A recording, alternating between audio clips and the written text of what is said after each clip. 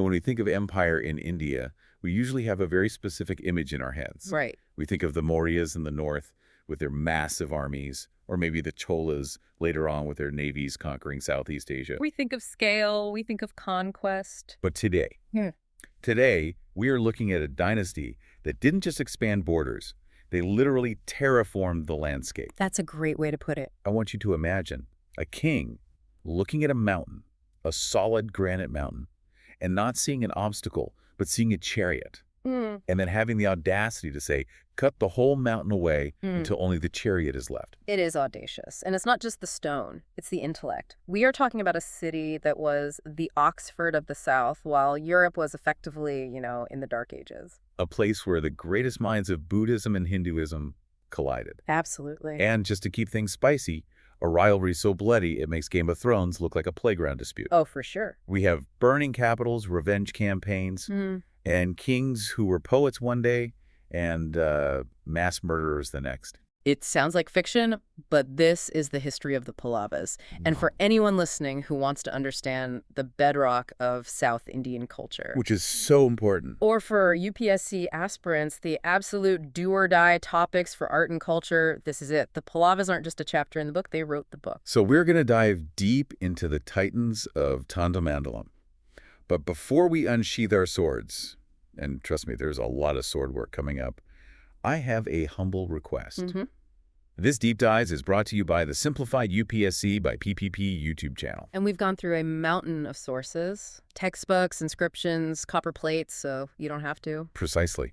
If you're getting value from this, please head over and subscribe to the channel. It really helps us out. It does. And if you are capable, if you want to help keep the lights on and the content flowing, consider supporting us on Patreon. A massive shout out to our current supporters. You guys are the reason we can spend 20 hours researching 7th century rock carvings. Also check the Telegram channel, free notes, practice questions, it's all there. And for the VIP treatment, if you want the premium notes, detailed model mains answers, and distraction-free access to the whole series organized perfectly, just DM us on the public Telegram channel to join the private library. Okay, pitch over. Let's get into the time machine. Let's go. Our mission today is to decode Chapter 11 of the Tamil Nadu Board Class XI history book. But we are not just reading the book, right? No, absolutely not. If you just read the book, you'll get names and dates. The UPSC, and honestly, just being a well-informed human requires more. So what's the goal then? We need to understand evolution. How do you go from living in a mud fort to building the shore temple? How do you go from being a local chieftain to an emperor? That's the story we're hunting. Okay, let's start at the start, or, well, the confusing start. Because when I was reading the prep material, I hit a wall immediately. I asked, who are the Pallavas? And the history books basically shrugged. It is surprisingly murky. You'd think for a dynasty this massive, we'd have a birth certificate. But historians have been fighting about this for about 100 years. Seriously? 100 years? Oh, yeah. The debate is old and pretty contentious at times. So what are the options? Because some of these theories sound wild. Let's break them down. What's the first one? Okay, so there are three big ones. The first one is the foreigner theory. Foreigner as in non-Tamil or something else? Foreigner as in non-Indian, or at least from the far northwest. Some early scholars looked at the name Pallava and said, hey, that sounds a lot like Pallava. Pallava. Which is the Indian word for Parthians. The Parthians, Wow. the ancient Iranian Empire. You're telling me they thought the Pallavas were Persians? Exactly. The theory was that maybe a branch of these Persian Iranian warriors migrated down to Western India and then eventually just drifted south to Kanchipuram. That seems like a stretch. Ancient Persians chilling in Tamil Nadu. I don't know. It is a huge stretch. It was a popular theory during the colonial era, because there was this obsession with civilization coming from the West. Right, the diffusionist idea. Exactly. But it just doesn't hold up. There's no cultural link. The Pallavas didn't act like Parthians. They didn't build like Parthians. The evidence just isn't there. Okay, so that one's out. If they aren't Persians, what's theory number 2? The Brahmin theory. This one connects them to the Vakatakas. The Vakatakas were the big power in the Deccan, right? Central India. I remember them from our Gupta era discussions. Right. They were a powerful Brahmin dynasty. And here's the link. The early Pallava charters, their legal documents, were written in Prakrit and Sanskrit, not Tamil. Oh, that's interesting. And they patronized Brahmins heavily. So the theory goes, Maybe the Pallavas were a branch of this northern Brahmin family that moved south to bring Aryan culture to the Dravidian land. Okay, that sounds more plausible than the Persians, for sure. The language connection is a strong piece of evidence. It is, but then I read the third theory and it sounds like a Netflix romance plot. The Chola Naga theory. Oh, This yeah. is the local favorite. All right, break it down. This one sounds fun. So, in the Tamil epic Menamekalai, there's this amazing story about a Chola prince. He falls in love with a Naga princess. The Princess of the Serpent People. A princess of the serpent people on an island called Manapalavaman. Pallava. Pallava. I see the connection. It's right there in the name. Right. So their child is born, and he becomes the founder of the Pallava line. The beauty of this theory is that it gives them local legitimacy. It says, we aren't invaders. We are the children of the ancient Cholas and the mystical Nagas. It's a great story. It roots them in the soil of Tamil Nadu. But I'm guessing, like most great stories, it's probably not 100% historically accurate. Probably not. It's more of a foundational myth, you know? It explains their right to rule in a way that people could understand and accept. So where do we land? After all that, what is the consensus today? Please tell me we have an answer. We do. The most widely accepted view now is that the Pallavas were natives of Tondamandalam itself. They were locals. Tondamandalam being the region around modern-day Chennai and Kanchipuram. Precisely. But here is the twist, and this is what ties all the evidence together. They likely started as feudatories. Okay, hold on. Feudatory. We use that word a lot in history. Explain it like I'm 5. Are they employees, governors? What does that mean in this context? Think of them as middle management with an army. The big boss at the time was the Satavahana Empire. They controlled a massive chunk of the Deccan. Okay, the big regional power. Exactly.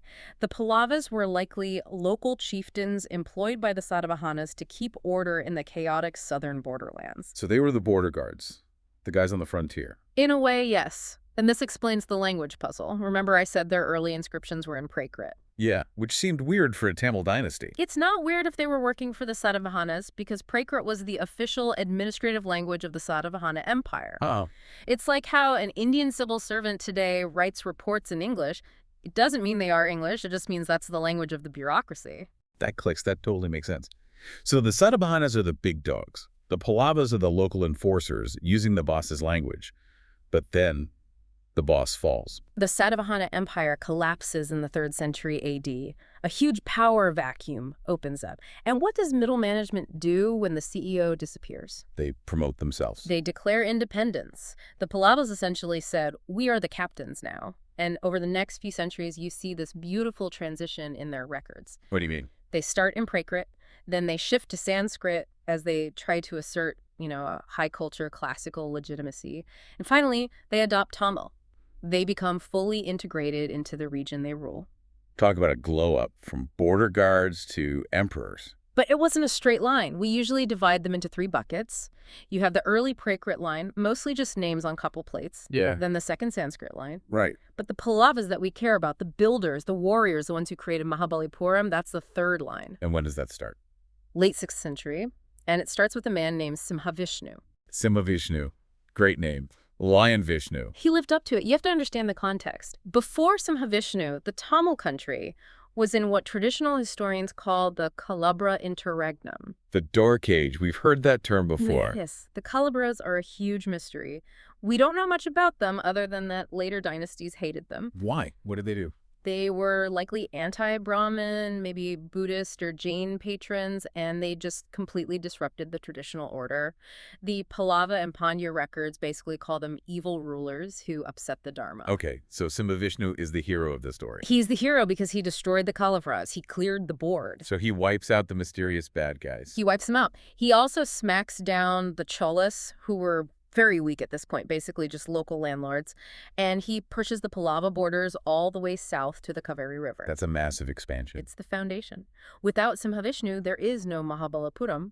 There is no Kanchipuram as we know it. He set the stage. But setting the stage just means you're inviting a challenger. And boy, did a challenger show up. Oh, yes. This brings us to the defining conflict of South Indian history for about 200 years, the Pallavas versus the Chalukyas. So we have the Pallavas sitting pretty in Kanchipuram. Mm-hmm. Who are the Chalukyas? Where are they coming from? Imagine a mirror image. The Pallavas are the masters of the southeast, the Coromandel coast. The Chalukyas are the masters of the Western Deccan, based in Vatapi, modern-day Badami, in Karnataka.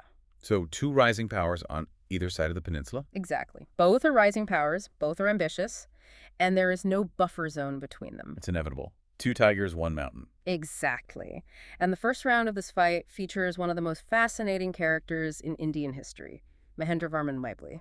I have to admit, reading about this guy, I kind of developed a man crush. He does not sound like a normal medieval king. He really isn't. He ruled from about 600 to 630 AD. And if you look at his titles, they aren't just conqueror of worlds or killer of enemies. He called himself Chittarakarapuli, the tiger among painters. The painter king? And a musician. And a dramatist. He wrote a Sanskrit play called Madhavilasaprahasanam, Which translates to... The Drunken Revelry. Wait, the king wrote a play about drunken revelry. What was it about? It's a satire, and it's shockingly bold for its time. He pokes fun at everyone. He makes fun of the Kapalikas, who were these radical Saivite ascetics who carried skulls. Okay. And he makes fun of corrupt Buddhist monks. He depicts them as drunkards and hypocrites. That takes some serious confidence. To write a comedy mocking the religious orders of your own kingdom? It shows he was an intellectual, he was curious, he wasn't just sitting on a throne, he was observing society, critiquing it, laughing at it. A true Renaissance man. Centuries before the Renaissance. Absolutely. And there's another major shift in his life. He was originally a Jain. A Jain? Yes. But he was converted to Saivism by the great Saint Apar, also known as Tirunavukarasar. And this is a huge moment because his conversion marks the beginning of the rock-cut temple era for the Pallavas. So his personal faith journey changed the landscape of his kingdom. Literally changed the landscape. But here is the tragedy of Mahendravarman. You have this artist, this tiger painter, and then suddenly war comes knocking. And not just any war. Pulikesen II. Pulikesen II, the greatest of the Chalukyas. This guy was a military machine. He was a force of nature. He had already defeated Harsha Kanauj in the north, the most powerful king of North India. Now he turns his eyes south. He marches his army right into the Pallava heartland. This isn't a border skirmish. No, this is a full-scale invasion. He bulldozes the northern provinces. He marches almost to the gates of Kanchipuram. Mahendravarman, the artist, is forced to pick up the sword. How did he do? He survived. He fought a battle at Pulalur and managed to stop Pulikesen from taking the capital, but he lost the northern territories. It was a humiliation. So he saved the house but lost the yard. Perfectly put. Imagine the tiger among painters watching his kingdom burn, unable to fully push the enemy back. He died with that defeat hanging over him. That is heavy. The artist dies with a broken heart. But this is where the movie script gets really good. Because he has a son. Enter Narasimhavarman I. And he is not a painter. Definitely not. He took the title Mamalla. The great wrestler. That tells you everything you need to know about his personality. He ruled from 630 to 668 AD, and his entire reign was defined by one goal: vengeance. He wanted to settle the score with Pulikesen II. It's classic. The father's humiliated, the son trains for revenge, so what happens? Pulikesen tried to invade again, but this time the wrestler was waiting. He crushed the Chalukya army at Manimangalam, just outside Kanchi. So a successful defense. But Narasimhavarman wasn't satisfied with defense. That wasn't enough. He went on the offensive. He did the unthinkable. He took his general, Paranjyothi, and they marched the Pallava army all the way into the Chalukya kingdom. They marched to Vatapi, the capital. Into the lion's den. And they burned it to the ground. In 642 AD, Narasimhavarman I killed Pulikesen II, the man who had humiliated his father and occupied his city. He took the title Vatapikanda. The conqueror of Vatapi. It sent a shockwave through India. The great Pulikesen was dead. The Chalukyas were in chaos. The Pallavas were supreme. It was total, absolute victory. That is immense. From losing territory to burning the enemy's capital in one generation. And he wasn't just focused on the north, right? He was looking out to sea as well. Correct. This is often overlooked because the land war was so dramatic. But Narasimhavarman was a global thinker. He sent 2 naval expeditions to Sri Lanka. Why Sri Lanka? What was the interest there? It was personal again. There was a Sri Lankan prince named Manavarma who had been exiled. He came to Kanchi, lived in the court, and actually helped Narasimhavarman in his wars against the Chalukyas. So they were buddies, brothers in arms. Exactly. So when Narasimhavarman secured his own kingdom, he said, okay, now let's get you your throne back. He sent a massive fleet across the Palk Strait to install his friend as the king of Sri Lanka. That shows incredible power projection. It shows that the Pallavas weren't just a land power, they had significant naval capacity, long before the Cholas became famous for it. We also have a very famous foreign correspondent visiting during his reign, don't we? The ultimate travel blogger of the ancient world, Huansang, the Chinese Buddhist pilgrim. He was everywhere. I feel like he pops up in every one of our episodes on this period. He was, and he gives us this invaluable snapshot. He visited Kanchipuram around 640 AD, and his notes are gold for historians. He described Kanchi as a massive, thriving metropolis, 6 miles in circumference. That's huge for the 7th century. Massive. And here's the interesting part. Narasimhavarman was a devout Saivite. He's building Hindu temples. But Huansang recorded seeing 100 Buddhist monasteries and 10,000 Buddhist monks living in Kanchi. 10,000 monks. That's a small city in itself. Exactly. It tells us that despite the Bhakti wave rising, which we'll get to, Kanchi was still a cosmopolitan, tolerant hub. You could be a Buddhist scholar in a city ruled by a Saivite king and be perfectly safe and, in fact, thrive. Amazing. Okay, so after the wrestler comes the builder. We move to Narasimhavarman II, also known as Rajasimha. He ruled later, from about 695 to 722 AD. By this time, the intensity of the wars had cooled down a bit. The Chalukyas were licking their wounds, the Pallavas were dominant, Rajasingha's reign was largely peaceful. And when a wealthy empire is at peace, what does it do with its money? It builds. It spends money on soft power.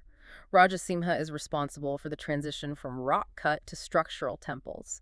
He built the Shore Temple at Mamallapuram and the Kailasanatha Temple at Kanchipuram. We'll definitely circle back to those. He also seemed to look outward globally, like his grandfather. Yes, he sent embassies to China. Maritime trade flourished. He was a patron of literature, too. The great Sanskrit scholar Dundan adorned his court. And look at his titles. He took titles like Sankara Bhakta, devotee of Siva, Agamapriya. Agamapriya means Lover of scriptures. Compare that to his grandfather's title, the Great Wrestler. You can see the shift in the era just by looking at the king's nickname, from war to scripture. It's fascinating how the personality of the king dictates the era. The artist, the wrestler, the builder. But these kings didn't operate in a vacuum. Let's pivot to the society they lived in. You mentioned Huansang saw monks, but the general vibe was changing, wasn't it? Definitely. This is the period of the great religious shift in South India. If you were living in Kanchi in the 4th century, Buddhism and Jainism were dominant. By the 7th and 8th centuries, under the Pallavas, that was flipping, and flipping fast. The rise of Brahmanism. Brahmanism and, more importantly, the Bhakti movement. The Pallava period is the cradle of South Indian Bhakti. We did an episode on Bhakti a while back, but remind us why this was so revolutionary. Before this, high religion was often distant. It was in Sanskrit, controlled by priests and complex rituals, or it was the austere, difficult path of the Jains and Buddhists, which required a lot of renunciation. So not very accessible to the common person. Not at all. The Bhakti saints, the Nayanmars for Shiva and the Alwars for Vishnu, changed the game. What was their innovation? They spoke Tamil, they sang in the language of the people, they went from temple to temple, composing beautiful, emotional hymns that anyone, a farmer, a merchant, a woman, could understand and sing. So they democratized the emotional connection to God. Precisely. You didn't need to know the Vedas to feel the divine. You just needed to sing a hymn by Apar or Sambandar. This mass appeal, this emotional current, effectively sidelined Buddhism and Jainism. They couldn't compete with that raw emotional energy. But socially, things were still pretty rigid, right? It wasn't a total democracy. Oh, not at all. The caste system was becoming very rigid. Brahmins occupied a very high place in the social hierarchy. The kings gave them Brahmadeya land grants. Tax-free land. Tax-free and essentially autonomous. This gave the Brahmins immense economic power alongside their ritual power. They became the anchors of the social order, and their settlements often became centers of learning. And where were these Brahmins getting their training? We mentioned the Oxford of the South earlier. Let's talk about that. The Ghatika. The Ghatika at Kanchi was the premier center of learning. It wasn't just a local school, it was a university of national, even international importance. Who are some of the alumni? Give me some famous names. Well, take Mayurasarman. He was the founder of the Kadamba dynasty in Karnataka.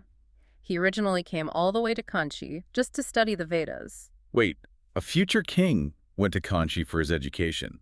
That's like a future prime minister going to Harvard or Oxford. Exactly, shows you the prestige. And then you have Dharmapala. He later became the head of Nalanda University in the north. The most famous university in ancient Asia. The most famous university in ancient Asia, but he was a Kanchi native. He learned his trade in the south before leading the north. That is a huge connection. I feel like we often separate North and South history into these neat little boxes, but these guys were moving back and forth constantly. It was a deeply interconnected world of scholarship. You also had Dinganaga, a famous Buddhist writer, and Paravi, the Sanskrit scholar who wrote the epic Kiratharjunya, lived in the court of Simhavishnu. Speaking of literature, it seems like a bilingual culture was thriving. It was. You had high Sanskrit literature like Mahendravarman's play or Dandan's Dasakamaracharita, which is a collection of tales about 10 princes. Right. But simultaneously, you had this explosion of Tamil devotional literature, Yeah. the Devaram by the Nayanmars and the Nalara Divya Prabandham by the Alwars. These are the foundational texts of Tamil Saivism and Vaishnavism. And didn't someone translate the Mahabharata? Yes, Purindavanur. He was patronized by a later Pallava king, Nandavarman II. He translated the Mahabharata into Tamil as Varthavemba. This is a crucial moment. Why? It shows the integration of the Aryan Sanskrit epics into the Dravidian Tamil cultural fabric. It's the synthesis of Indian culture happening in real time. It's not a replacement, it's a blending. Okay, let's get to the visual stuff. Because if you search Pallavas on Google Images, you don't get poems, you get rocks. You get rocks. This is segment 4, Art and Architecture. And for our UPSC listeners, put a star mark here. This is the core focus. Why is it so important? I mean, lots of dynasties build temples. Because Pallava art isn't just pretty buildings. It represents the evolution of the Dravidian style. It didn't just appear out of nowhere. With the Pallavas, we can see the steps. We can literally see them figuring out how to build from one generation to the next. Okay, so let's walk through the 4 stages. Stage 1, the Mahendravarman style. This is our artist king. This is the beginning. Rock-cut caves. But they are distinct. Mahendravarman famously boasted in an inscription at Mandagapattu that he built a temple for Brahma, Ishwara, and Vishnu without using bricks, timber, metal, or mortar. He was proud of the subtraction, so what did he use? Just the mountain, just the living rock. He's proud of the permanence. Wood rots, bricks crumble. But if you carve a cave into a mountain, that is forever. So what do they look like?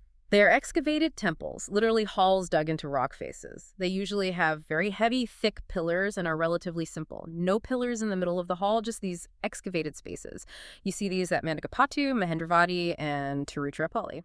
Okay, simple but revolutionary for its time. Then we move to stage 2, the Mamalla style. This is Narasimhavarman, the wrestler. This is where things get spectacular. We move to Mamallapuram, which is actually named after him, Mamalla. The key innovation here is the monolithic Ratha. Monolithic means one stone. Yes. They found massive boulders standing on the beach and carved them from the top down to look like structural temples. They aren't built, they are sculpted on a monumental scale. The Pancha Pandava Rathas are the famous ones. The 5 chariots. Yeah. And each one is different, right? That's the genius of it. It looks like an architectural laboratory. The Draupadi Ratha looks like a simple thatched hut from a village. The Bhima Ratha has a barrel-vaulted roof. The Dharma Raja Ratha looks like a multi-story pyramid, a precursor to the Vimana. It's like the architects were testing out different roof styles to see what looked best in stone. An R&D park for temples. Exactly. And we can't talk about Mamalla style without mentioning the descent of the Ganges, also known as Arjuna's penance. It is a massive open-air relief carved on 2 huge boulders with a natural cleft in the middle. It's essentially a fresco in stone. It's the one with the elephants, right? The huge life-sized elephant. Life-size elephants, gods, demigods, humans, animals, all rushing towards the central cleft, which would have had water flowing down it to represent the Ganges. But the detail is what makes it human. Like what? There is a famous detail of a cat. A cat in the middle of this divine event. The ascetic cat. It's standing on one leg, its paws raised, mimicking a meditating ascetic. It's pretending to be holy. That's hilarious. And around the cat, there are these fat little mice playing, totally unafraid because they think the cat is meditating and won't eat them. It's a visual joke by the sculptor, a little bit of social commentary carved into this grand religious monument. I love that. Yeah. Ancient humor carved in stone. Uh-huh. It shows they didn't take themselves too seriously. It shows the artist's genius and freedom.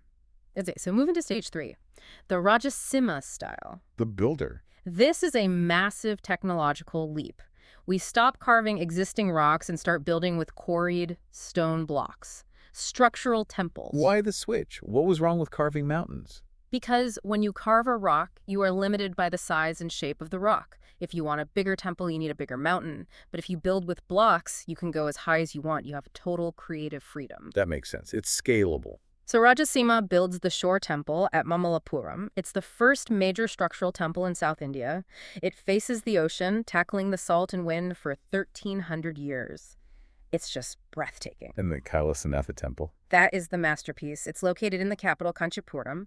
It established the blueprint for the Dravidian temple. It has the Vimana, the tower over the sanctum, the mandapa, the hall, the enclosed courtyard with sub-shrines. Every great Chola or Vijayanagar temple that comes later is essentially a remix of the Kailasanatha. So this is the model. This is the archetype. And finally, stage 4, the later Pallava style. This continues the structural tradition, but perhaps on a slightly smaller scale. The Vaikunta Perumal temple at Kanchipuram is the best example. It's famous for its cloisters, and, crucially, the sculptures on the walls depict the history of the Pallava Dynasty itself. A history book in stone. Exactly. So we go from digging holes in cliffs to sculpting boulders to building these massive, complex, freestanding temples. That evolution is what UPSC loves to ask about. Okay, let's briefly touch on how they ran the show. Segment 5, administration. Was it a one-man show with the king doing everything? No, not at all. It was a well-organized hierarchy. The king was supreme, obviously, the fountain of justice and commander-in-chief.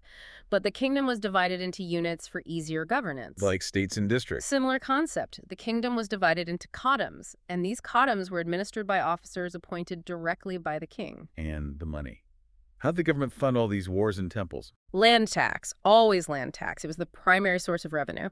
But they had a sophisticated system of grants. We mentioned Brahmadeya for Brahmins and Devatana for temples. These were tax-exempt lands. So they were using land to support their religious and intellectual infrastructure. Exactly. But who looked after the villages? The day-to-day stuff, the sabhas. These were village assemblies, primarily of the Brahmin-settled villages. They maintained records of land, looked after local affairs, managed temple funds, and organized public works. That's a huge degree of local autonomy. It is, and this is crucial because it's the precursor to the Chola administration, which takes local self-government to a whole new level. But the seeds were sown here by the Pallavas. And water. You can't farm in South India without water management. The state took irrigation very seriously. We have records of Mahendravarman himself commissioning the digging of large irrigation tanks at Mahendravarman and Mamalla. They understood that a stable tax base relies on stable agriculture. Okay, we've covered the history, the culture, the art, and the government. Now let's put our exam mode hats on. Segment 6, PYQ linkage. This is where the rubber meets the road. Let's unpack the actual questions from the source material. We have a question from the 2013 prelims, question 24. It asks for the correct chronological order of 4 events. Rise of Pratiharas, Pallava power under Mahendravarman I, establishment of Chola power by Parantaka I, and the Pallava Dynasty. This is a classic timeline mapping question. UPSC loves these. You don't need to know the exact year of every event, but you absolutely need the century. So how do we solve it? Well, based on our discussion, we know Mahendravarman I is early 7th century. He ruled from 600 to 630. The Pallavas under Gopala rise in Bengal in the mid-8th century. The Pratiharas under their great king Phoja are dominant in the 9th century. And Parantaka I, who establishes Chola power, is in the 10th century. So Mahendravarman is the anchor. If you know he's the earliest, early 600s, you can solve the whole sequence. The order would be Pallavas, then Pallas, then Pratiharas, then Cholas. Exactly. Understanding the Pallavas as the predecessors to the imperial age of the 9th and 10th centuries is key. They are the elders of this particular group. Then we have the art and culture linkage, which seems to be the biggest area. Oh, absolutely. Often questions aren't direct. They might ask you to describe the evolution of temple architecture in South India. You cannot answer that without the Pallavas. You have to mention the 4 stages we discussed. Cave monolith, structural. That is the origin story of the Dravidian style. So it's not just a fact, it's a narrative of development. Precisely. And they might ask about specific features. What is a Ratha? What is a Vimana? The examples all come from the Pallava period. And there was a match the following question in 2022 about kings and dynasties. Right. It asked to match kings like Nanuka to the Chandela dynasty and so on. While a Pallava king wasn't the direct answer key there, knowing the Pallava chronology allows you to eliminate options. If they list a Pallava king in the wrong century or match him with a North Indian region, you can cross it out. Elimination is your best friend in prelims. And for mains. The descent of the Ganges. A question describing the unique features of Indian sculpture or the use of nature in art can rely heavily on that one masterpiece. The humor of the cat, the depiction of the river on a natural rock surface, the sheer scale of it, it's perfect evidence for a high-scoring answer. We've covered a lot of ground today, from the mystery of their origins to the burning of Vatapi, from the caves of Madagapattu to the shore temple. It's a dynasty that truly bridged the ancient and the medieval in South India. They took the Satavahana legacy, mixed it with the local Tamil culture, and built something that lasted for centuries and influenced everything that came after. So, summarizing the journey, they start as feudatories. Simhavishnu establishes them as a major power. Mahendravarman brings the art. Narasimhavarman brings the military glory. Rajasimha brings the structural grandeur. And throughout it all, Kanchi serves as this beacon of knowledge for the entire subcontinent. And that leads to a provocative thought to end on. We often look at the Cholas as the height of South Indian glory, the big temple at Tanjore, the navy that conquered Southeast Asia. Of course, they're the most famous. But ask yourself this. What if the Pallavas hadn't spent 3 centuries experimenting? Go on. If the Pallavas hadn't figured out how to move from soft rock excavation to hard rock structural temples, would the Cholas have been able to build the massive Brihadeesvara temple? If the Pallavas hadn't started the Sava system of local governance, would the Chola village administration have been so robust and well documented? You're saying the Pallavas were the laboratory. They were the laboratory. They did the R&D so the Cholas could mass produce the glory. The Pallavas walked so the Cholas could run. That is a fascinating way to look at it. The Pallavas as the architects of Dravidian civilization. Exactly. They laid the foundation upon which the rest of South Indian history was built. Well, you heard it here first. That brings us to the end of this deep dive into the Pallavas. A truly foundational dynasty. Once again, this content is curated and brought to you by Simplified UPSC by PPP. If this episode helped clarify the chaos of South Indian history for you, please subscribe to the channel. It really is the best way to support the work we do. And if you can, support us on Patreon. It makes a huge difference. And hey, go to the comments section and give a shout out to our existing supporters. They are the reason this exists. We appreciate every single one of you. Don't forget the private Telegram library. If you want the premium notes, the detailed model answers for the mains questions we touched on, and a distraction-free way to watch the series, DM us on the public channel to get access. Everything you need all in one place. Like, share, and keep learning. We will see you in the next deep dive. Goodbye and keep questioning.